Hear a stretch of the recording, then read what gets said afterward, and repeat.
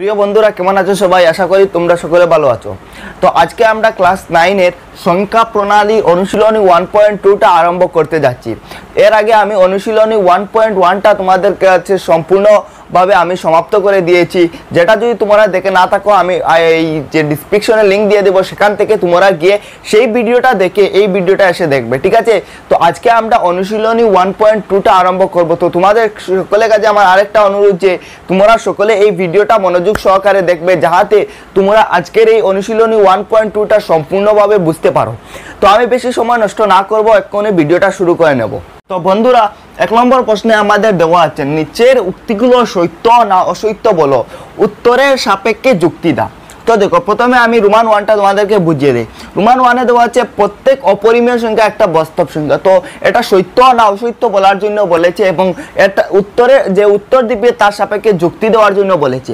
প্রত্যেক অপরিমেয় সংখ্যা একটা বাস্তব সংখ্যা। দেখো, বাস্তব সংখ্যা সেগুলো হলো যার একটা নির্দিষ্ট মান আছে, যার একটা নির্দিষ্ট মান আছে। দেখো, অপরিমেয় সংখ্যা হিসাবে আমি বলতে পারি তোমাদের √2। তো √2 এর একটা মান আছে, ঠিক আছে? √2 এর একটা মান আছে, মানে √2 মান যেটা পাবো এটা অসীমভাবে যাবে, ঠিক আছে? অসীম সংখ্যক দশমিক পরে আমি পাবো। কিন্তু বাস্তব নয় সংখ্যা যেগুলো যাকে আমরা বলি কল্পিত সংখ্যা, সেগুলো কিন্তু নির্দিষ্ট মান নাই, তার মান সবসময় পরিবর্তন হয়। মনে করো আমি বললাম তোমাদেরকে, আমরা যে অনেক সময় আমরা কোনো একটা অঙ্ক করার জন্য আমরা এভাবে ধরি এই সংখ্যাটি x, ঠিক আছে? এই যে x, y, a, b, c যেগুলো ধরি, এগুলো হলো বাস্তব সংখ্যা না, এগুলো হলো কল্পিত সংখ্যা। অর্থাৎ কল্পিত সংখ্যা সেগুলো যেগুলোর কি একটা নির্দিষ্ট মান নেই, মানগুলো পরিবর্তন হয়। তোমরা দেখবে অনেক সময় x এর মান 1 পাবে, কোনো সময় দেখবে x এর মান 5 পাবে। মানে x, y, z যেগুলো, এগুলো মান সবসময় কী হয়? পরিবর্তন হয়। সেগুলো বাস্তব সংখ্যা হতে পারবে না। কিন্তু যার মান একটা নির্দিষ্ট আছে, যার মান কোনো সময় পরিবর্তন হয় না, সেটা হবে বাস্তব সংখ্যা। ঠিক একইভাবে আমি যদি বলি অপরিমেয় সংখ্যা কি √2 এর মান যদিও অসীম পর্যন্ত দশমিক পরে যাবে, তবুও √2 মান সবসময় 1 থাকবে। সেই জন্য এই উক্তি যেটা, এটা সত্য হয়ে যাবে, ঠিক আছে? বুঝতে পারছো? ঠিক আছে, মানে যে সংখ্যার, আমি এখান থেকে এই কথা, যে সংখ্যার একটা নির্দিষ্ট মান আছে, মানটা পরিবর্তন হয় না, সেটাকে আমরা বাস্তব সংখ্যা বলি। অর্থাৎ 1, 2, 0 ও 3 যেগুলোর একটা নির্দিষ্ট মান আছে, সেগুলোকে বাস্তব সংখ্যা বলি।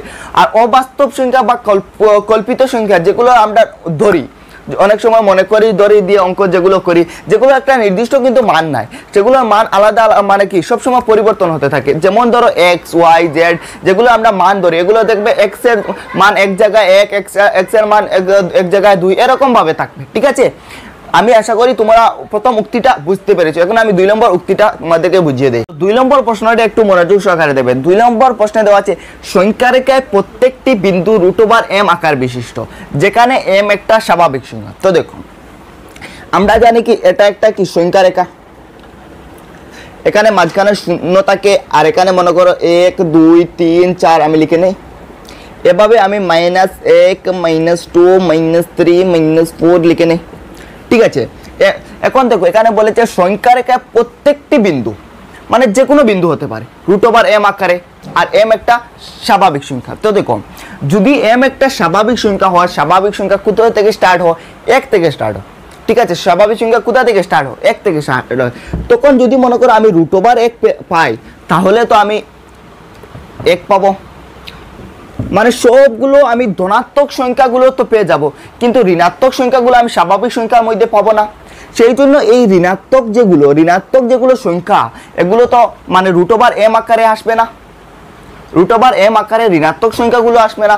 কারণ কি, m যেটা, এটা স্বাভাবিক সংখ্যা, অর্থাৎ 1, 2, 3 এগুলো সংখ্যা, ঠিক আছে? 1, 2, 3 এগুলো সংখ্যা, তাহলে আমি শূন্যও পাবো না, -1, -2, -3 এগুলো পাবো না। শুধু কি পাবো? রুটের ভিতরে ধনাত্মক সংখ্যাগুলো 1, 2, 3, 4 এগুলো পাবো। সেহেতু শুধু আমি এই ধনাত্মক যেগুলো, এখানে সংখ্যারেখার ধনাত্মক যেগুলো, সেগুলো পাবো, শূন্য পাবো না, আর ঋণাত্মকও পাবো না। কিন্তু এখানে বলেছে সংখ্যারেখার প্রত্যেকটা বিন্দু, চাहे ঋণাত্মক হোক চাहे শূন্য হোক, প্রত্যেকটা বিন্দু √m আকার বিশিষ্ট আছে। তো উক্তিটি কি হয়ে যাবে? অসত্য হয়ে যাবে। আমি আশা করবো বুঝতে পেরেছো। দেখো, আরেকবার আমি বুঝিয়ে দিই। এখানে আছে কি m একটা স্বাভাবিক সংখ্যা, এখানে মনে রাখবো, এইখানে কথাটা আছে, এম একটা স্বাভাবিক সংখ্যা। এম একটা স্বাভাবিক সংখ্যা মানে কি, আমি তোমাদের প্রথমেই বলেছিলাম স্বাভাবিক সংখ্যা 1 থেকে শুরু হয়, অর্থাৎ এম এর জায়গা আমি সবসময় √1 পাবো, √2 পাবো, √3 পাবো, √4 পাবো, √5 পাবো। এই সংখ্যাগুলো সব ধনাত্মক সংখ্যাগুলো পেয়ে যাবো। তার মানে ধনাত্মক সংখ্যার যখন আমি বর্গমূল বের করব, ঠিক আছে, এই ধনাত্মক সংখ্যাগুলো যেভাবে আমি বর্গমূল বের করব, তখনও আমি কি পাবো, একটা ধনাত্মক সংখ্যা পাবো।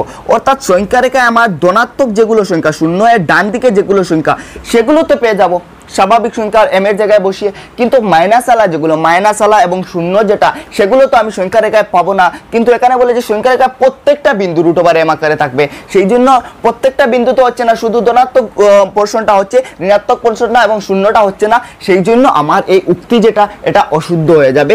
তো আমি এখানে নোট করে দেবো। আর রোমান 1টা আমি এখানে নোট করে দিয়েছি। দেখো রোমান 1 আমি দিয়েছি উক্তিটি সত্য, কারণ পরিমেয় ও অপরিমেয় সংখ্যা মিলে বাস্তব সংখ্যা গঠিত হয়। তো বাস্তব সংখ্যার যতটি সংখ্যা পাবে, সবটা সংখ্যা হয় পরিমেয় হবে, আর না তা না হয় অপরিমেয় হবে, মনে রাখবে। তো পরিমেয়, দেখো পরিমেয় সংখ্যার মধ্যে কোনগুলো সংখ্যা পড়ে, স্বাভাবিক সংখ্যাও পড়ে, পূর্ণ সংখ্যাও পড়ে, তারপরে অখণ্ড সংখ্যাও পড়ে। এই তিনটা মিলে কি হয়ে গেল, পরিমেয় হয়ে গেল, এবং অপরিমেয় সংখ্যাটা তার আলাদা থাকে। মানে এই সবগুলো মিলে বাস্তব সংখ্যাটা গঠিত হয়, ঠিক আছে, মনে রাখবে। আর আমি 2 নম্বর যেটা প্রশ্ন, সেটাও আমি তোমাদেরকে বুঝিয়ে দিয়েছি। এখন আমি রোমান 3টা সমাধান করে দেব। তো তোমরা এই 2টা প্রশ্ন নোট করে নেবে। আমি 3 নম্বর প্রশ্নটা একটু তোমাদেরকে বুঝিয়ে বলবো, ঠিক আছে। তো দেখো,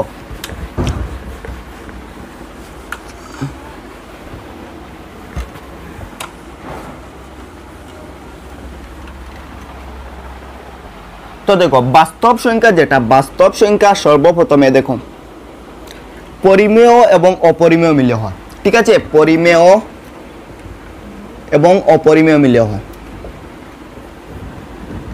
অপরিমেয়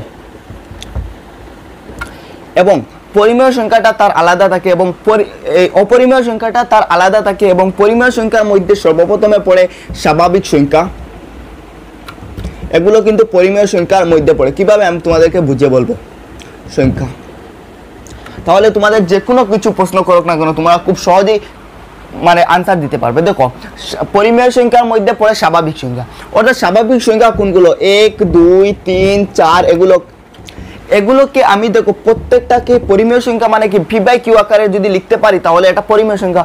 এবং স্বাভাবিক সংখ্যা প্রত্যেকটাকে আমি p/q আকারে লিখতে পারি, প্রত্যেকটা নিচে 1 দিয়ে p/q আকারে লিখতে পারি। সেই জন্য স্বাভাবিক সংখ্যা যতটা আছে প্রত্যেকটা আমাদের পরিমেয় সংখ্যা। দ্বিতীয়ত পূর্ণ সংখ্যা আমাদের পরিমেয় সংখ্যার মধ্যে পড়ে। পূর্ণ সংখ্যাটাও আমাদের পরিমেয় সংখ্যা। পূর্ণ সংখ্যা কোথা থেকে স্টার্ট হয়, 0 1 2, এগুলো অসীম সংখ্যক সংখ্যাকে আমরা বলি পূর্ণ সংখ্যা। সেই জন্য প্রত্যেকটা নিচে কিন্তু 1 আছে, তার মানে প্রত্যেকটাকে আমি কি করতে পারছি, p/q আকারে লিখতে পারছি।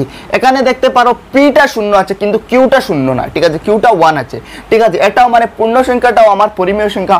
তারপরে অখণ্ড সংখ্যা যেগুলো খণ্ড আকারে নাই, সেগুলো পরিমেয় সংখ্যার মধ্যে পড়ে। দেখো কিভাবে, অখণ্ড সংখ্যা।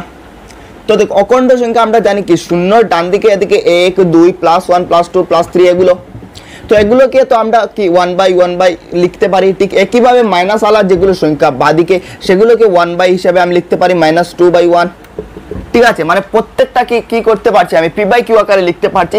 সেই জন্য এটা কি পরিমেয় সংখ্যা। অখণ্ড সংখ্যাগুলো পরিমেয় সংখ্যা।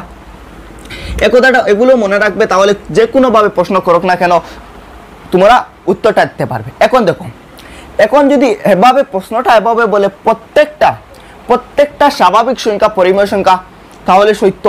প্রত্যেকটা পূর্ণ সংখ্যা পরিমেয় সংখ্যা, তবেও সত্য। প্রত্যেকটা অখণ্ড সংখ্যা পরিমেয় সংখ্যা, সত্য।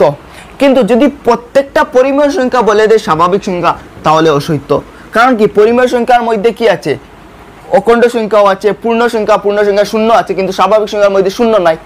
ঠিক একইভাবে পরিমেয় সংখ্যা, প্রত্যেক পরিমেয় সংখ্যা পূর্ণ সংখ্যা যদি বলে, তাহলে অসত্য। ঠিক একইভাবে প্রত্যেক পরিমেয় সংখ্যা যদি অখণ্ড সংখ্যা বলে, তাহলে অসত্য।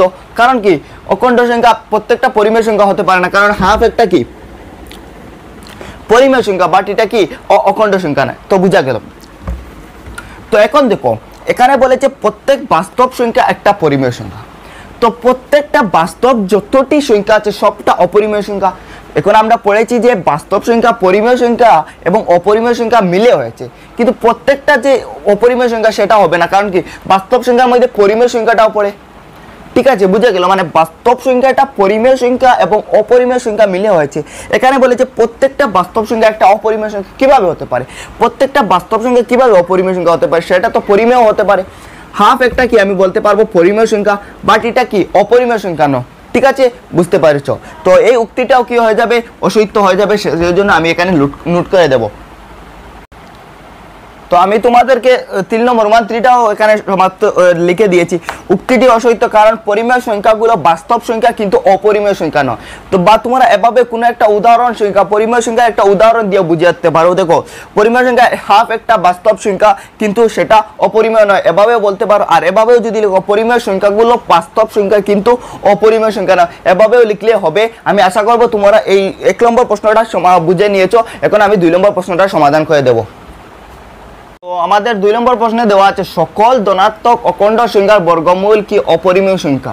যদি না হয় তবে এমন একটি উদাহরণ দাও যার বর্গমূল একটা পরিমেয় সংখ্যা। তো দেখো, কখন সংখ্যাটার বর্গমূল পরিমেয় হয় এবং কখন সংখ্যাটা অপরিমেয় হয় সেটা বুঝে নাও।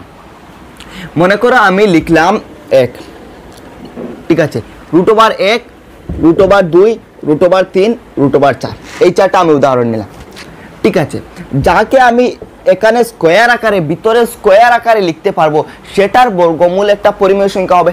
কিভাবে? দেখো, এখানে একটাকে আমি 1 স্কোয়ার হিসাবে লিখতে পারি। 1 স্কোয়ার মানে কত? 1।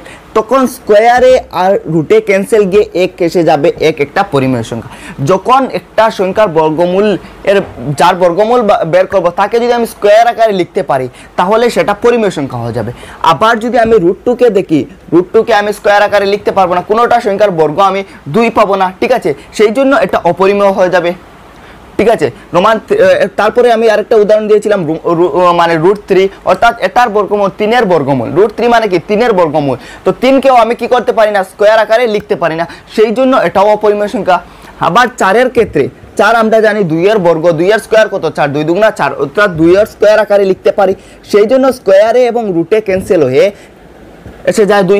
স্কোয়ারে এবং রুটে ক্যান্সেল হয়, ঠিক আছে, এসে যায় 2, অর্থাৎ 2 কি একটা পরিমেয় সংখ্যা। ঠিক আছে, অর্থাৎ একটা রুটের ভিতরে যদি একটা কোনো একটা সংখ্যার বর্গমূল তখন পরিমেয় হবে যখন তাকে আমি স্কোয়ার আকারে লিখতে পারবো। ঠিক আছে, আবার যে সময় আমি স্কোয়ার আকারে লিখতে পারবো না তখন কি হবে? অপরিমেয় সংখ্যা হবে। প্রশ্নে কি বলেছে দেখো, সকল ধনাত্মক অখণ্ড সংখ্যার বর্গমূল কি অপরিমেয় সংখ্যা? তো দেখো, ধনাত্মক এখানে আমরা 4টা লিখলাম, 4টার মধ্যে আমরা 2টা পরিমেয় পেয়ে গেলাম, সেই জন্য কথাটা ভুল হয়ে গেল। কারণ কি এখানে দিয়েছে সকল ধনাত্মক অখণ্ড সংখ্যার বর্গমূল কি অপরিমেয় সংখ্যা, কিন্তু আমরা পেলাম কি 1-এর বর্গমূল কি একটা পরিমেয় সংখ্যা, √4-এর বর্গমূল কি পেলাম? একটা 2, অর্থাৎ একটা পরিমেয় সংখ্যা পেলাম, সেই জন্য এটা কি হলো? ভুল হলো। যদি না হয় তবে এমন একটি উদাহরণ দাও যার বর্গমূল একটা পরিমেয় সংখ্যা। তো আমরা পেলাম √1-এর বর্গমূল 1, √4-এর বর্গমূল 2। ঠিক আছে, তার মানে দেখো √2, √3 এগুলো অপরিমেয় সংখ্যা, ঠিক আছে, কিন্তু √1, √4 যেগুলো, এগুলো আমি বর্গমূল পাচ্ছি 1 আর √4-এর বর্গমূল পাচ্ছি 2, অর্থাৎ এই 2টা পরিমেয় সংখ্যা পেয়ে গেছি। এখানে 2টা পরিমেয় সংখ্যা পেয়ে গেছি। এখানে বলতে সকল ধনাত্মক অখণ্ড সংখ্যার অপরিমেয় সংখ্যা, সেই জন্য এই কথাটি আমাদের ভুল হবে। এবং যদি না হয় তোমার এমন একটি উদাহরণ দাও যার বর্গমূল একটা পরিমেয় সংখ্যা, তোমরা 1 দিতে পারো, 4 দিতে পারো। ঠিক আছে, তো এখানে আমি তোমাদেরকে লিখে নিয়েছি, তোমরা যদি চাও এই প্রশ্নটা নোট করে নিতে পারো। 3 নম্বর প্রশ্নটি খুবই ইম্পর্টেন্ট, সেই জন্য তোমরা একটু মনোযোগ সহকারে দেখবে। 3 নম্বর প্রশ্ন আমি তোমাদেরকে বলেছিলাম যে খুবই ইম্পর্টেন্ট, কিভাবে √5কে সংখ্যা রেখায় নির্দেশ করা যায় দেখাও। তো দেখো, প্রশ্নটা একটু ভালোভাবে বোঝার চেষ্টা করবে। তো প্রথমে আমরা এই প্রশ্নটি করার প্রথমে আমরা √2 এবং √3টি কিভাবে সংখ্যা রেখায় প্রদর্শন করা যায় সেটা শিখে নেই, পরে আমরা এটা এসে শিখবো। ঠিক আছে, তো সর্বপ্রথমে আমাদের মনে করো √2কে সাজাতে হবে। তো এখানে আমি এই 3 নম্বর প্রশ্নটা এক্সচেঞ্জ করে প্রথমে √2 দিয়ে দিই। ঠিক আছে, এটাকে আমি বদলিয়ে গিয়ে দিলাম, √2 দিয়ে দিলাম। ঠিক আছে, রিপ্লেস করে। এখন দেখো, √2কে আমাদের সংখ্যা রেখায় প্রদর্শন করতে হলে সর্বপ্রথমে একটা কনসেপ্ট আমাদের বুঝতে হবে, এটা হলো পাইথাগোরাসের সূত্র। যেটা, তো দেখো পাইথাগোরাসের সূত্র কি? পাইথাগোরাসের সূত্র মনে করো একটা সমকোণী ত্রিভুজ, মনে করো এখানে আমি ABC একটা সমকোণী ত্রিভুজ নিলাম। সমকোণী ত্রিভুজ মানে কি, যার একটা কোণের মাপ 90 ডিগ্রি তাকে আমরা সমকোণী ত্রিভুজ বলি। অর্থাৎ এখানে আমার কোণ বিটা সমকোণী ত্রিভুজ। এখন পাইথাগোরাসে একটা সূত্র বলেছিলেন, তো সেটা বলার প্রথমে আমি প্রত্যেকটা বাহুর তোমাদেরকে নামটা বুঝিয়ে দিই। দেখো এখানে যে সমকোণী আছে ঠিক তার সামনের বা সম্মুখের যেটা বাহু সেটাকে বলা হয় অতিভুজ। অনেকের জানা আছে, যদি জানা না থাকে আমি আবার বলে দিচ্ছি, অতিভুজ। এখানে নিচে যেটা আছে সেটাকে আমরা ভূমি বলি, বেজ, মানে যেখানে নিচে যেটা আছে সেটাকে আমরা ভূমি বলি বা বেজ, ঠিক আছে, ভূমি, ইংরাজিতে বেজ বলে, ঠিক আছে, বুঝা গেল? বুঝা গেল। এখন উপরে যে উলম্ব যেটা আছে, খাড়া যেটা আছে সেটাকে আমরা বলি লম্ব। কথা বুঝা গেল। এখন পাইথাগোরাসের একটা সূত্র ছিল, পাইথাগোরাসের সূত্র এটা ছিল, দেখো এখান থেকে আমরা √2টা সংখ্যা রেখায় প্রদর্শন করব, ঠিক আছে। পাইথাগোরাসের সূত্র, পাইথাগোরাসের সূত্রটা কি ছিল? পাইথাগোরাসের সূত্রটা ছিল যে এই অতিভুজের স্কয়ার ইকুয়াল টু, অতিভুজের বর্গ ইকুয়াল টু, অতিভুজের স্কয়ার ইকুয়াল টু ভূমির স্কয়ার যোগ লম্ব স্কয়ার। এটা আমরা প্রত্যেকে জানি। অর্থাৎ অতিভুজের, যারা না জানো তারা জেনে নেবে, অতিভুজের স্কয়ার ইকুয়াল টু ভূমি স্কয়ার যোগ লম্ব স্কয়ার, ঠিক আছে। আমি তোমাদেরকে বাংলা সরল ভাষায় লিখে দিচ্ছি, লম্ব স্কয়ার।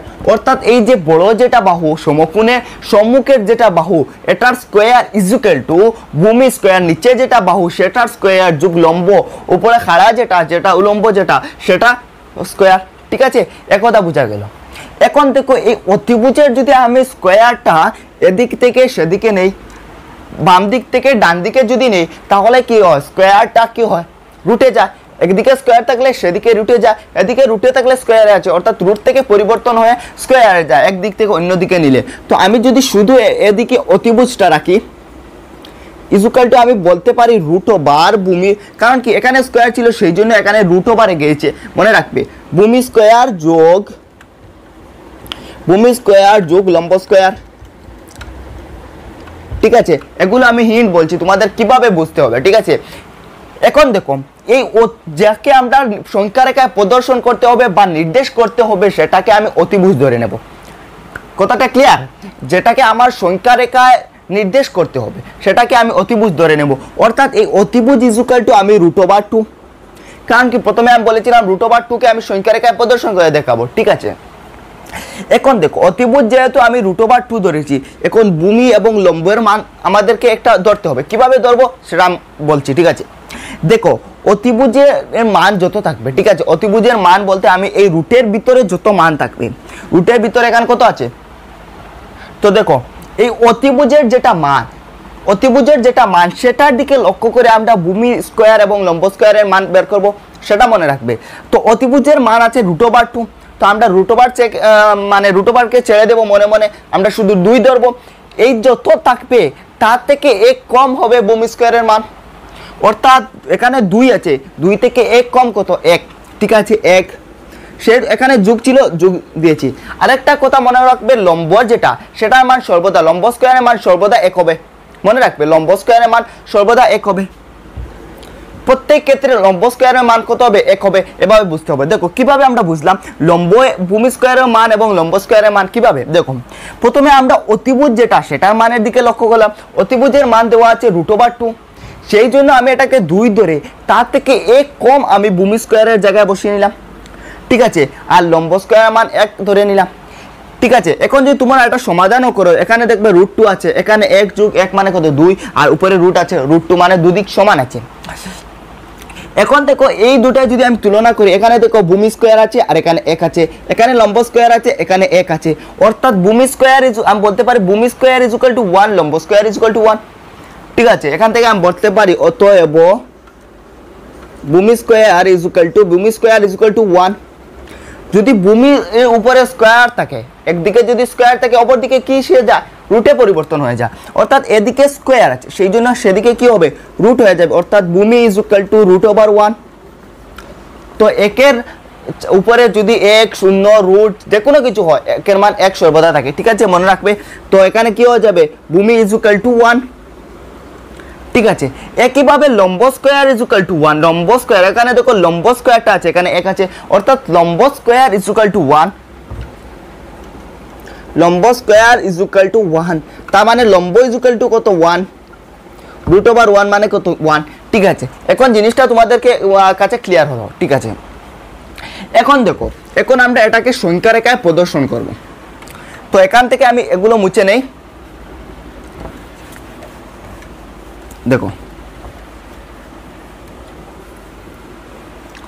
এখন আমি এখানে একটা সংখ্যা রেখা অঙ্কন করে নিই। তো আমি এখানে একটা সংখ্যা রেখা অঙ্কন করে নিচ্ছি। এখানে আমি দিয়ে দিচ্ছি 0, 1, 2, 3। বাদিকে মাইনাস একগুলো না দিলে চলবে। এবং একটা কথা মনে রাখবে, 0 থেকে 1 এখানে প্রত্যেকটা গ্যাপটা কিন্তু সমান সমান রাখতে হবে, সমান সমান একক রাখতে হবে। যদি 1 সেন্টিমিটার রাখো, প্রত্যেক ক্ষেত্রে 1 সেন্টিমিটার রাখতে হবে। এবং 2 সেন্টিমিটার রাখলে 2 সেন্টিমিটার সমান সমান রাখতে হবে।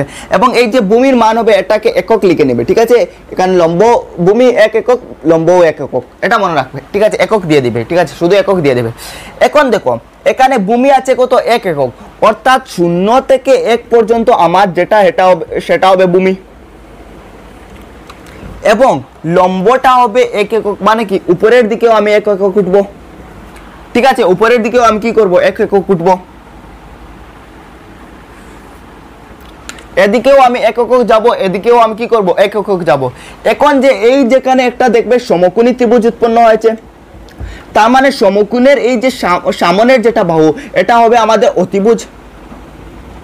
ও যেটা অতিভুজ হবে সেটার মান হবে √2। ঠিক আছে, এই এতটুকু ক্লিয়ার হয়ে গেল।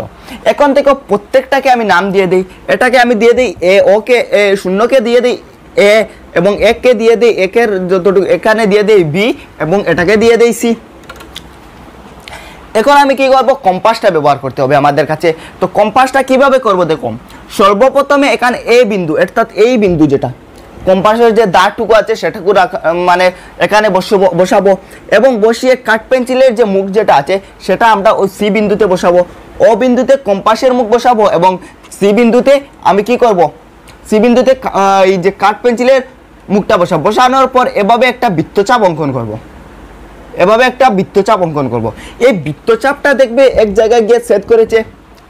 ঠিক আছে, এই যে বৃত্তচাপ এক জায়গায় সেট করেছে, সেই সেট বিন্দুকে তোমরা দিয়ে বসিয়ে দেবে এবং লিখে নেবে। তারপর একটু জিনিস লিখতে হবে, যেটা আমি তোমাদেরকে √5 ক্ষেত্রে দেখিয়ে দেবো। ঠিক আছে, এতটুকু তো তোমাদেরকে বোঝা হলো। এখন আমি তোমাদেরকে এই একইভাবে √3টাও আমি তোমাদেরকে বুঝিয়ে দিই। ঠিক আছে, ঠিক আছে। তো তোমাদেরকে আমি √2টিকে আরেকবার বুঝিয়ে দিতে চাই, কারণ অনেক হয়তো কনফিউশন থাকতে পারে। দেখো, আমাদের যেটাকে দেখো, আমরা জানি যে অতিভুজ ইজ ইকুয়াল টু, এটা সর্বদা তোমরা মনে রাখবে, অতিভুজ ইজ ইকুয়াল টু ভূমি স্কোয়ার যোগ লম্ব স্কোয়ার, ভূমি স্কোয়ার যোগ লম্ব স্কোয়ার। একথাটা মনে রাখবে। ঠিক আছে, এখান থেকে আনসারটা আসবে। তো দেখো, এখন কি করবে, এখান থেকে আমরা বুঝবো আমরা এখানে এই যে সংখ্যা রেখায় ভূমিটা কত একক ধরতে হবে এবং লম্বটা কত একক ধরতে হবে। ঠিক আছে, এখন আমরা যাকে প্রদর্শন করতে হবে তাকে আমরা অতিভুজ ধরবো। এখানে আমরা √2কে আমাদের প্রদর্শন করতে হবে, সেই জন্য আমি √2কে অতিভুজ ধরবো। এখন অতিভুজের যত মান থাকবে, ঠিক আছে, ভালোভাবে দেখো, অতিভুজের মান কত আছে, 2 আছে, তা থেকে 1 কম হবে। 1 কমটা ভূমি স্কোয়ারের মান হবে। ঠিক আছে, এখানে ভূমি স্কোয়ার আছে, এখানে 1 কম হয়ে কত হলো, 2 থেকে 1 কম হয়ে 1 হলো। যোগ আছে, এবং লম্ব স্কোয়ারের মান সর্বদা 1 হবে। ঠিক আছে, এই কথাটি বুঝতে পেরেছো। তারপর এখানে দেখো, ভূমি স্কোয়ার ইজ ইকুয়াল টু 1 এবং লম্ব স্কোয়ার ইজ ইকুয়াল টু 1। তো ভূমি স্কোয়ার ইজ ইকুয়াল টু 1 হয় যদি স্কোয়ারটা এদিক থেকে সেদিকে রুট আকারে যাবে, অর্থাৎ √1 থাকবে। তো √1 মানে কত, 1। সেই জন্য আমার ভূমি যেটা, আমি এখানে নিচে ভূমি থাকে কোথায়, নিচেরটা ধরলাম 1 একক। ঠিক একইভাবে লম্ব স্কোয়ার ইজ ইকুয়াল টু 1, লম্ব স্কোয়ার ইজ ইকুয়াল টু 1, তার মানে লম্ব ইজ ইকুয়াল টু √1। তো √1 মানে কত, 1। সেই জন্য লম্ব উপরের যেটা সেটাও আমি 1 ধরলাম। এখান থেকে আমরা বুঝবো। ঠিক আছে, তারপর আমি এখান থেকে CA এবং A কি করলাম, সংযোগ করলাম। সংযোগ করার পর এখানে আমরা দেখলাম যে একটা কি হয়ে গেল, সমকোণী ত্রিভুজ হয়ে গেল। ঠিক আছে, সমকোণী ত্রিভুজ হয়ে গেছে, মানে এই যে অতিভুজ যেটা মান, এটা √2, কারণ আমরা সেভাবে মানটা বের করেছিলাম যেভাবে আমরা একটা কি করতে পাই, এখানে সমাধান করে নিতে পারি। তারপর কি করলাম, আমি A বিন্দুর সাথে কম্পাস কাঁটাটি ব্যবহার করলাম। ও কম্পাস কাঁটাটি মানে যেটা দাঁড়টুকু এখানে এ বিন্দুতে রাখলাম এবং সি বিন্দুতে কাঠ পেন্সিলের মুখটুকু রাখলাম, রাখার পর এখানে এইভাবে একটা বৃত্তচাপ অঙ্কন করলাম। বৃত্তচাপটা কি করলো, ডি বিন্দুতে গিয়ে ছেদ করলো এবং ডি বিন্দু যেটা এটা আমাদের √2টা প্রদর্শন করেছে। তো আমি পরবর্তীতে √5 যখন তোমাদের করাবো আরও একটু বেশি ভালোভাবে তোমাদের একটি জিনিস বুঝিয়ে দেবো। এখন তোমরা শুধু মোটামুটি একটু জিনিস বুঝে না। তো এখন আমি √3টাও একইভাবে তোমাদেরকে সমাধান করে দিই। তো দেখো এখানে আমি √3টাও তোমাদেরকে সমাধান করে দিচ্ছি, তোমরা একটু মনোযোগ সহকারে দেখবে। তো দেখো সর্বপ্রথম কাজ হলো কি, যেটা আমাদের প্রদর্শন করতে হবে সেটাকে আমরা অতিভুজ ধরে নেব। ঠিক আছে, এই যে ফর্মুলাটা এটা তোমাদেরকে লিখতে হবে না, শুধু পরবর্তীতে লিখতে হবে, কিন্তু প্রথমে তোমরা এভাবে বের করে নিবে যাতে তোমরা বুঝতে পারো কত আমাকে ভূমি কত একক ধরতে হবে, লম্ব কত একক ধরতে হবে। আমি তোমাদের √5 এর ক্ষেত্রে সব কিছু লিখে দেবো। ঠিক আছে, ঠিক আছে। এখন দেখো অতিভুজটা প্রথমেই তোমরা এই দেখো এই ফর্মুলা সাহায্যে তোমরা তো বুঝতে হবে কোনটা কত একক ধরতে হবে। ঠিক আছে, তা না হলে তোমরা এমনিতে কোন একক ভূমিটা কত একক ধরবে, লম্বটা কত একক দেবে সেটা তো বুঝতে পারবে না। ঠিক আছে, তো দেখো সর্বপ্রথমে দেখো অতিভুজটা তোমাদের √3 ধরে নেবে। ঠিক আছে, অর্থাৎ অতিভুজটা আমি ধরে নিলাম √3। এখন যে ভূমি স্কোয়ার, এই যে ভূমি স্কোয়ারের মান কত হবে, অতিভুজের রুটের ভিতরে যত থাকবে তা থেকে 1 কম হবে। ঠিক আছে, এখানে অতিভুজের রুটের ভিতরে কত আছে, অতিভুজের মান কত √3 এবং রুটের ভিতরে কত আছে 3 আছে, রুটের ভিতরে কত আছে 3 আছে, তা থেকে 1 কম হবে ভূমি স্কোয়ারের মান। 3 থেকে 1 কম কত, 3 বিয়োগ 1 মানে কত 2, অর্থাৎ ভূমি স্কোয়ারের মান কত 2। এতটুকু বোঝা গেল। ঠিক, আর লম্ব স্কোয়ারের মান সর্বদা 1 হবে, সেটাও মনে রাখবে। ঠিক আছে, এতটুকু বোঝা গেল। এখন দেখো এই ভূমি স্কোয়ারের মান আমরা পেলাম 2 এবং লম্ব স্কোয়ারের মান কি পেলাম 1। এখান থেকে আমি ভূমিটা বের করে নেব, যেহেতু ভূমি স্কোয়ার ইজ ইকুয়াল টু কত 2। ঠিক আছে, এখানে দেখো ভূমি স্কোয়ার ইজ ইকুয়াল টু 2 আর লম্ব স্কোয়ার ইজ ইকুয়াল টু 1 এবং লম্ব স্কোয়ার ইজ ইকুয়াল টু 1, লম্ব স্কোয়ার ইজ ইকুয়াল টু 1। ঠিক আছে, ঠিক আছে।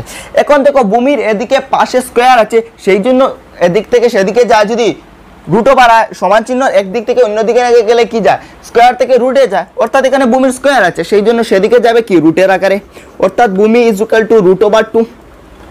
ভূমির মান কি √2। ঠিক আছে, ঠিক একইভাবে লম্ব যদি লম্ব স্কোয়ার ইজ ইকুয়াল টু 1, তো তোমরা লম্বটা ডাইরেক্ট লিখে নিবে 1, কারণ সব সময় লম্বটা 1 বের হয়ে আসবে, চাহে √2 হোক, চাহে √3 হোক, চাহে √5 হোক, যে কোনোটা হোক, √7 হোক। ঠিক আছে, তোমরা প্রথমে দেখবে এই যে ফর্মুলা যেটা এটা লাগিয়ে নেবে, তখন তোমরা বুঝে নেবে কোথায় কত একক ব্যবহার করতে হবে।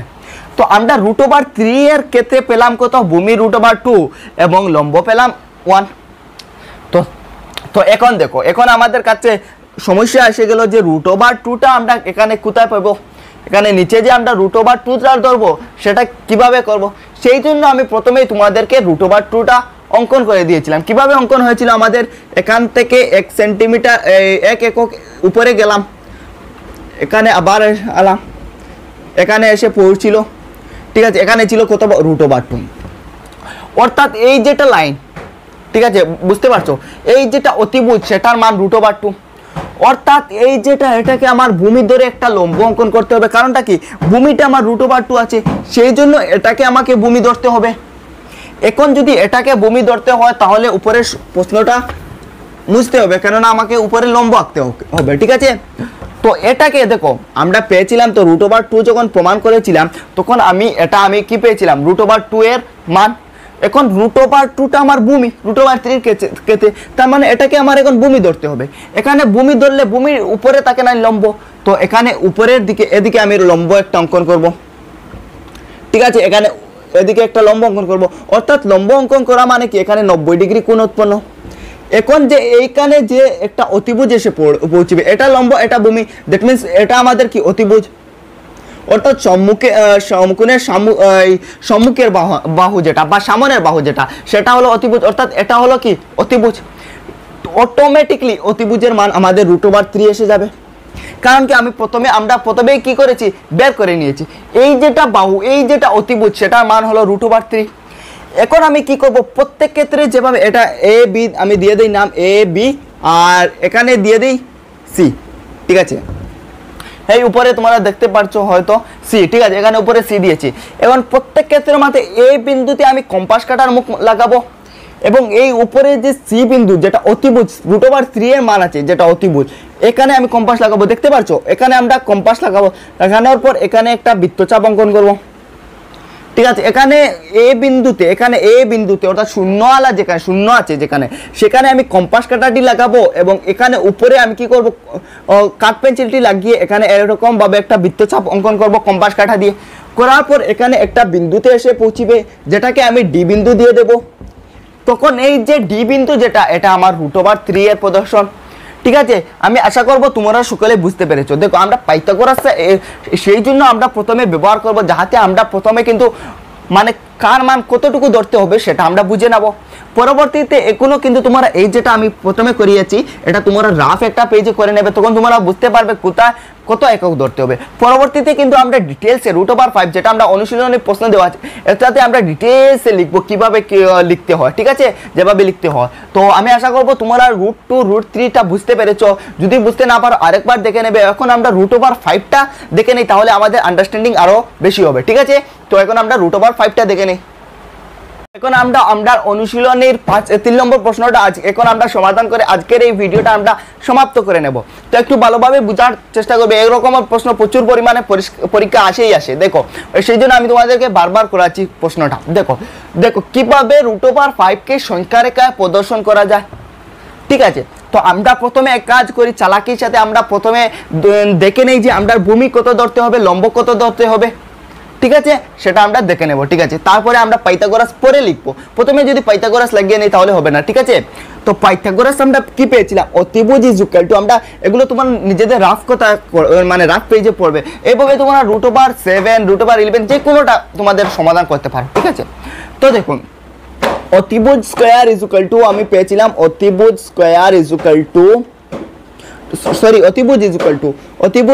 এই ফর্মুলাটা মনে রাখবে। ঠিক আছে, অতিভুজ = ভূমি স্কয়ার যোগ লম্ব স্কয়ার যোগ লম্ব স্কয়ার, এটা আমরা পেয়েছিলাম। ঠিক আছে, কথাটা ঠিক আছে। এখন সর্বপ্রথমে আমরা কি করব, চালাকির সাথে যেটা আমাদের প্রদর্শন করতে হবে সেটাকে আমি কি করে ধরে নেব, অতিভুজটা ধরে নেব। অর্থাৎ √5 এখানে আমাদের প্রদর্শন করতে হবে, সেই জন্য √5টা আমি কি করব, অতিভুজের মানটা ধরে নেব। এখন আমি ভূমি এবং লম্বের মান কিভাবে বুঝবো, দেখো ভূমির মান কি হবে, অতিভুজের যে রুটের ভিতরে যে সংখ্যা থাকবে, অতিভুজের মানে রুটের ভিতরে যে সংখ্যা থাকবে তা থেকে 1 কম হবে ভূমি স্কয়ারের মান। বুঝা গেল? আমি অতিভুজের মান কত আছে, √5, তার মানে √5 মানে কত, 5 আছে রুটের ভিতরে। অতিভুজের মানে রুটের ভিতরে কত আছে, 5 আছে। অতিভুজের মান √5 এবং √5 এর ভিতরে কত আছে, 5 আছে। তা থেকে 1 কম হবে আমার ভূমি স্কয়ারের মান। 5 থেকে 1 কম গেলে ক্লাস 2 এর ছাত্র বলতে পারে 4। ঠিক আছে, 4। ঠিক আছে, সেই জন্য আমার ভূমি স্কয়ারের মান হলো কত, 4। যেটা থাকবে রুটের ভিতরে, অতিভুজের মানের রুটের ভিতরে যেটা থাকবে তার থেকে 1 কম হবে ভূমি স্কয়ারের মান। ঠিক একইভাবে লম্ব স্কয়ারের মানটা 1 তোমরা প্রত্যেকেই জানো, যোগ 1। তো এখন যদি দেখো তোমরা ডান পক্ষ এবং বাম পক্ষ দুটো সমান হয়ে যাবে। এখানে তো √5 আছে, এখানে √4 আর 1 কত 5, মানে সমানটা লিখলাম। ঠিক আছে, এখন আমরা কি করব, দেখো এই ভূমি স্কয়ার = 4 আছে এখানে, এগুলো তোমরা রাফ একটা পেজে করবে। ঠিক আছে, ভূমি স্কয়ার = কত আছে, 4 আছে। তোমাদের অঙ্কটা আমি সহজ করার জন্য বলছি। ঠিক আছে, এখন লম্ব স্কয়ার = 1 আছে, দ্যাট মিন্স লম্ব = 1 আমি বলতে পারি। দেখো লম্বটা সবসময় 1 একক থাকবে। ঠিক আছে, তোমরা এককটা লিখবে, ভুল করেও আমার মতো ভুল করেও এটা এককটা ছাড়বে না, আমি অনেক সময় ভুলে যাই। ঠিক আছে, এখন ভূমি স্কয়ার = আছে কত, 4। ভূমি স্কয়ার = 4 আছে, মানে স্কয়ারটা এদিক থেকে সেদিকে গেলে কি হিসাবে যায়, রুট আকারে যায়। অর্থাৎ ভূমি √4। ঠিক আছে, এদিকে স্কয়ার ছিল সেদিকে রুট আকারে গিয়েছে। তো আমি পূর্বে বলেছিলাম যে √4 এর মানটা আমার 2। কিভাবে 2, এখানে রুট থাকে, এখানে 2 স্কয়ার লিখতে পারি, 4কে আমি 2 স্কয়ার লিখতে পারি, 2 পূরণ 2 কত, 4। এখন স্কয়ারে এবং রুটে ক্যান্সেল হয়ে যায়, সেই জন্য 2 আসে, মানে √4 আমি বলতে পারি কত, 2। ঠিক আছে, ঠিক আছে, অর্থাৎ ভূমি আমি বলতে পারি 2। এখন আমরা ভূমি এবং লম্বটা পেয়ে গেছি, ভূমিটা 2 একক পেয়ে গেছি এবং লম্বটা 1 একক পেয়েছি। এখন কিভাবে লিখতে হবে সেটা মনে রাখবে। দেখো এখন তো আমরা ভূমি এবং আমরা পেয়ে গেছি ভূমি এবং লম্ব। এখন আমরা সংখ্যা রেখা অঙ্কন করে প্রত্যেকটা ডিটেলস লিখে নেব, ঠিক আছে? আমি তোমাদেরকে লিখে দেবো, তোমরা নিজেদের খাতা নোট করে নেবে এবং ঠিক একইভাবে √2 √3 এর ক্ষেত্রে ব্যবহার করবে। যে কোনো পরীক্ষায় যে কোনো আসতে পারে, √2 √3 √5 এর মধ্যে একটা আসতে পারে, ঠিক আছে? এখন দেখো আমি একটা সংখ্যা রেখা অঙ্কন করছি বড় আকারে, ঠিক আছে? এদিকে একটু, আচ্ছা ঠিক আছে। তো এখানে বাঁদিকে মাইনাসগুলো দেওয়ার না দিলে হবে, ডান দিকের গুলো দিয়ে দেয় 1 2 3। তো দেখো এখন আমি 0 1 2 3 দিয়ে দিলাম। এখন আমরা ভূমিটা মনে মনে বের করে দিলাম 2 একক, অর্থাৎ আমাদের নিচের যেটা ভূমিকার নিচে, আমরা জানি যে ভূমি মানে মাটি, অর্থাৎ এভাবে মনে রাখতে পারো, কিন্তু অঙ্কের ক্ষেত্রে নিচের যেটা সেটা ভূমি, ঠিক আছে? এখন আমি ভূমিটা কত ধরবো 2 একক, অর্থাৎ এখানে 1 একক 2 একক অতটুকু আমার কি ভূমি, ঠিক আছে? ভূমিটা 2 একক এবং লম্বটা কত একক 1 একক আমরা ধরেছিলাম, তার মানে এখান থেকে 1 সেন্টিমিটার, ঠিক আছে? তোমরা সেন্টিমিটার ধরে নেবে প্রত্যেকটা, মানে 0 থেকে 1 থেকে 1 সেন্টিমিটার, এরকম ভাবে 1 সেন্টিমিটার ধরে নেবে এবং 1 একক লিখবে, ঠিক আছে? মানে 1 সেন্টিমিটার বা 1 একক আমি লম্ব অঙ্কন করব। লম্ব মানে কি, এখানে 90 ডিগ্রি কোণ উৎপন্ন করছে, ঠিক আছে? এখন আমি এটাকে মানে এটার নাম দিয়ে দিই এ, এটা দিয়ে দিই বি, এটা দিয়ে দিই সি। এখন আমি এ এবং সি এইটা সংযোগ করে নেই। এ এবং সি যখন তোমরা মাপগুলো সমান আকারে দিবে, আমি একটু রেডিমেড দিয়ে দিচ্ছি, ঠিক আছে? এখন যে এ এবং সিটা আমি সংযোগ করে নিলাম, তার মানে আমার অতিভুজটা কোনটা, যেই সমকোণীয় ত্রিভুজের মানে 90 ডিগ্রি কোণের ঠিক সম্মুখের বাহু যেটা, এটা অতিভুজ, সেটা হলো অতিভুজ। এবং অতিভুজের মানটা আমরা কত ধরেছিলাম √5, অর্থাৎ অতিভুজ যেটা এটা √5। এখন আমরা কি করব, এই বিন্দুতে কম্পাস কাঁটাটি মানে কি করব, ব্যবহার করব। এই বিন্দুতে অর্থাৎ 0 এককে আমি কি করব, কম্পাস কাঁটাটা মুখ লাগাবো এবং এখানে সি বিন্দুতে কাট পেন্সিলটা লাগাবো, ঠিক আছে? লাগানোর পর এখান থেকে এভাবে একটা বৃত্তচাপ অঙ্কন করব, ঠিক আছে? বৃত্তচাপটা দেখবে অ্যাবাউট এই 2 এবং 3 এর মধ্যে পড়বে, ঠিক আছে? অ্যাবাউট নয়, ডাইরেক্টলি 2 এবং 3 এর মধ্যে পড়বে। এই বৃত্তচাপটাকে তোমরা ডি বিন্দু দিয়ে দেবে, ঠিক আছে? বোঝা গেল? ডি বিন্দু দিয়ে দেবে এবং তার পরবর্তী লেখাটা আমি তোমাদেরকে লিখে দিচ্ছি। এখন তো আমি তোমাদেরকে বুঝিয়ে নিয়েছি, তোমরা যদি এভাবে প্রথমে পাইথাগোরাস লাগিয়ে নাও তাহলে দেখবে একদম সহজ কোয়েকশনটা, একদম খুব সহজেই তোমরা বের করে নিতে পারবে। তো আমি এক কাজ করি, এই প্রশ্নটা লিখে নিই, এই প্রশ্নটার উত্তরটা ভালোভাবে সুন্দর মতো আমি লিখে দেই তোমাদেরকে। তো দেখো এখন আমি কি করলাম, দেখো প্রথমে একটা সংখ্যা রেখা অঙ্কন করলাম, যেটা আমি এখানে লিখে নিয়েছি, এবং এবি 2 একক মানে এবিটা 2 একক ধরলাম, যেটা আমি তোমাদেরকে প্রথমেই বলে দিয়েছিলাম কিভাবে বুঝতে হবে, কত একক ধরতে হবে। এবং বিসিটা 1 একক বিশিষ্ট একটা লম্ব অঙ্কন করলাম, অর্থাৎ বিসি এখানে লম্ব কাড়া যেটা আছে সেটা একটা লম্ব অঙ্কন করলাম। যেহেতু লম্ব অঙ্কন করলাম তার মানে এই কোণ বি যেটা, এটা 90 ডিগ্রি, এখানে লিখেও দিয়েছি তোমাদেরকে কোণ বিটা 90 ডিগ্রি। এখন আমরা পাইথাগোরাস লাগাইলাম। পাইথাগোরাসের সূত্র মতে AC² = AB² + BC², AC² অর্থাৎ অতিভুজের স্কয়ার, যেটা আমি তোমাদেরকে বলেছিলাম অতিভুজ যেটা সবচেয়ে সমকোণের সম্মুখের বাহু, যেটা AC² = ভূমি স্কয়ার। AB যেটা কি ভূমি আছে নিচে আছে, AB² যোগ BC², BC কোণটা লম্ব আছে, লম্ব উপরে যেটা আছে, যোগ BC², এই আকারে লিখলাম। তারপরে এসিটা এদিকে রাখলাম, মানে কি এদিকে স্কয়ার আছে সেদিকে কি গেল, রুট আকারে গেল। রুট আকারে যাওয়ার পর √AB² যোগ BC² হলো, ঠিক আছে? এতটুকু বোঝা গেল। বোঝার পর দেখো এখন এই বিটার মান কত, আমরা 2 একক ধরেছিলাম। কিভাবে ধরেছিলাম, প্রথমে আমরা এই পাইথাগোরাসটা লাগিয়ে নিয়েছি অ্যাকচুয়ালি। তো এই বিটা কত দিলাম, 2 একক ধরলাম, অর্থাৎ 2² যোগ বিসিটা কত ধরলাম, 1 ধরলাম, বিসিটা কত ধরলাম, 1 ধরলাম, সেজন্য x², অর্থাৎ √2² যোগ x²। √2² মানে কত 4 যোগ 1² মানে কত 1। তারপর AC = কত এলো √5, অর্থাৎ এই যে AC যেটা এটা আমার √5 এসে গিয়েছে। এখানে যদি কিছু চাড়া পড়ে তোমরা নিজেরা লিখে নেবে, ঠিক আছে? আমি তো লিখে নিয়েছি, তবুও যদি কিছু একটা জিনিস চাড়া পড়ে তোমরা নিজেরা লিখে নেবে। এখন আরও পরবর্তী কিছু জিনিস লিখতে হবে, সেগুলো আমি প্রথমে লিখে নেই এখানে, পরে আমি বুঝিয়ে দেবো। তো তোমরা এতটুকু নোট করে নাও, আমার বোর্ডে আর স্পেস নাই, সেই জন্য আমি এই লেখাগুলো মুছে তোমাদেরকে আমি পরবর্তী লেখাগুলো লিখে দেবো। তো এখন দেখো আমি প্রত্যেকটা জিনিস লিখে নিয়েছি। দেখো কিভাবে লিখলাম, দেখো এ বিন্দুকে কেন্দ্র করে এসি ব্যাসার্ধ নিয়ে একটা বৃত্তচাপ অঙ্কন করি, ঠিক আছে? এই যে এ বিন্দু যেটা আছে এটাকে আমি কেন্দ্র করে, মানে এটাকে কম্পাস কাঁটার মুখ নিয়ে এসি কে ব্যাসার্ধ নিয়ে, এসি যেটা এটা ব্যাসার্ধ নিয়ে এখানে কাট পেন্সিল লাগিয়ে তখন একটা বৃত্তচাপ মানে বৃত্তর একটা চাপ অঙ্কন করি, ঠিক আছে।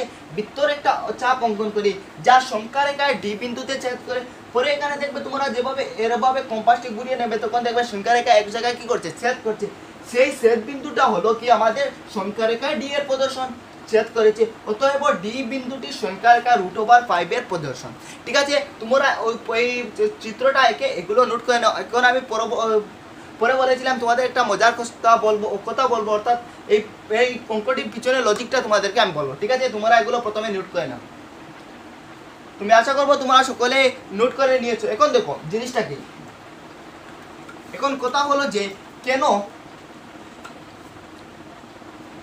আমি এটিকে এসি কে এখানে আমি এতটুকু 0 থেকে এতটুকু আমার √5 কিভাবে, দেখো একটু জিনিস বোঝার চেষ্টা করবে।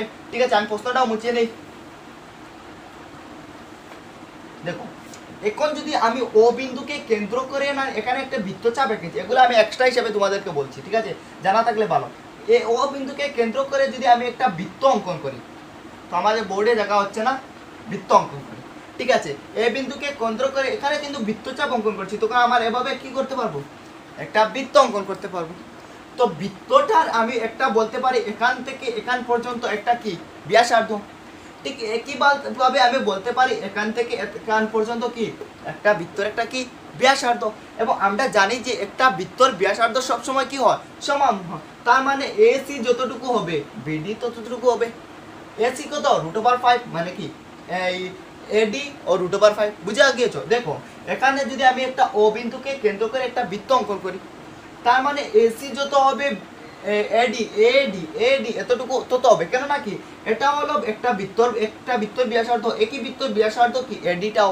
সেই জন্য আমরা জানি একটা বৃত্তর ব্যাসার্ধ কি থাকে, সব সময় সমান থাকে। সেই জন্য এসির মান যদি √5 হয়, এডির মানও কি হবে, √5 হবে। সেই জন্য এখানে আমাদের √5টা কি হবে, প্রদর্শন হয়ে যাবে। ঠিক আছে, আমি আশা করবো তোমরা এই মানে প্রশ্নটার পিছনে লজিকটা বুঝে নিয়েছো এবং আমি খুব সহজেই তোমাদেরকে এটা খুব সহজেই সমাধান করে দিয়েছি। তোমরা এই প্রশ্নটা করার প্রথমে পাইথাগোরাস লাগিয়ে নেবে, তোমরা বুঝে নেবে যে আমাদেরকে ভূমিটা কত একক ধরতে হবে এবং লম্বটা কত একক ধরতে হবে, তখন তোমরা খুব সহজেই এই প্রশ্নটা সমাধান করতে পারো।